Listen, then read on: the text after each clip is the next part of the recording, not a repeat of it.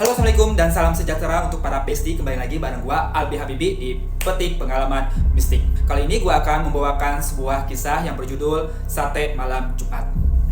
Langsung aja yuk ke ceritanya. Check it out.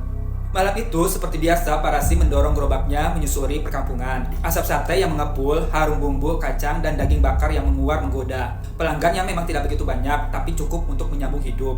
Ia sudah menjajakan satenya selama hampir 2 dekade, sejak istrinya meninggal dan anaknya merantau entah kemana. Pukul 11 malam ketika jalan sudah sepi dan hanya suara jangkrik yang menemani, seseorang tiba memanggil dari gang kecil yang gelap. "Pak, sate 5 tusuk bungkus ya."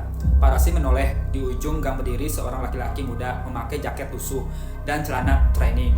Wajahnya pucat dan matanya sayu, tapi senyumannya ramah. Parasim mengangguk dan mulai membakar sate. "Lama gak kelihatan mas," sapa Parasim basa-basi. Walaupun merasa tidak mengenalnya, lelaki itu tersenyum. "Lagi sibuk pak, sekarang udah tenang, makanya bisa beli sate lagi." Setelah bungkusannya selesai, lelaki itu membayar dengan uang lusuh, lalu menghilang ke dalam gang.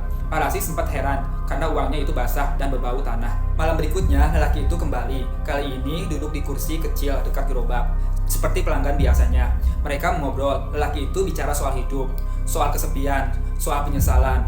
Ia tampak rapuh. Setiap malam Jumat, ia muncul kembali. Dan mereka jadi seperti teman. Hingga suatu malam, seseorang tetangga yang bekerja sebagai relawan makam melihat Parasim sedang berbicara sendiri di pojokan gang yang gelap. "Parasim lagi ngapain?" tanyanya. "Lagi melayani pelanggan mas." "Loh, situ sendirian dari tadi, gak ada siapa-siapa loh pak," kata penjaga makam sambil berjalan pergi. Parasim hanya mengernyit. Tapi malam itu, ia mulai merasakan keganjilan. Sate yang dibeli lelaki itu selalu tersisa utuh di gerobak. Uang yang diberikan berubah menjadi daun kering. Keesokan harinya, Parasim akhirnya memutuskan mencari tahu siapa lelaki itu. Ia menggambarkan ciri-cirinya pada warga sekitar. Salah satu warga langsung pucat. "Itu Arman, dulu tinggal di gang situ. Meninggal tahun lalu.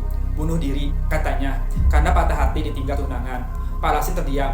Malam itu ia tidak keluar berjualan. Tapi suara Arman tetap memanggil di dalam mimpi.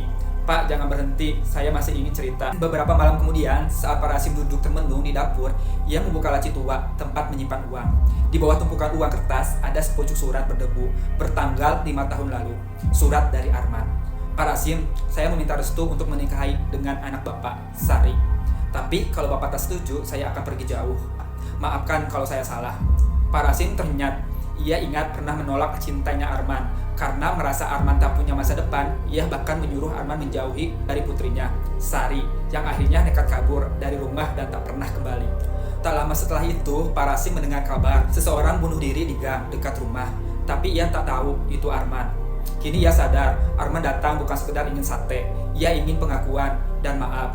Malam Jumat terakhir, Parasim menunggu di gang itu dengan sepiring sate dan secari surat baru.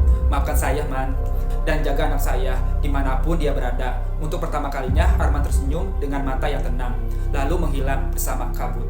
Sejak malam itu, Parasim tak pernah melihatnya lagi. Tapi setiap malam Jumat, ia selalu membakar 1 porsi sate khusus dan meletakkannya di pojokan gang. Bukan untuk dijual, tapi sebagai bentuk penembusan dosa untuk yang telah pergi. Sekian dulu cerita hari ini. Mungkin tidak begitu seram ceritanya, tapi akan menjadi pelajaran karena penyesalan selalu datang di akhir waktu. Terima kasih ya bestie sudah menonton cerita pengalaman mistik hari ini. Jangan lupa komen dan like-nya ya. Albi Habibi pamit. Assalamualaikum. Permios.